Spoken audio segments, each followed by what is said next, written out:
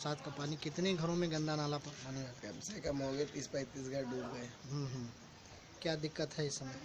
इस समय तो सब घरों में पानी भरा हुआ, डूबे पड़े हुए हैं। सामान सामान सब बह गया, कुछ बचा है उनके पास है। क्या नाम है आपका? हमारा नाम मोहम्मद मिराज। क्या समस्या आई है यहाँ पर? सर हमारे घर में बहुत सारे पानी भर गया, बहुत नुकसान हुआ है। पानी का लेवल बहुत ज़्यादा हो गया। बहुत लोगों के घर में पानी ज़्यादा घुस गया है और कार वार भीग गई है। इन लोगों के घर में भी घुस गए पानी वानी, तो वाटर लेवल जो है बहुत ज़्यादा हो गया है। ये देखिए, आप देख सकते हैं कितना ज़्यादा पानी भर गया। थोड़ी सी बारिश और होगी तो दमोदिया का पानी जो है ऊपर आ जाएगा। क्या नाम है आपका? जी तालिब जी, मेरा घर यहीं है पीछे।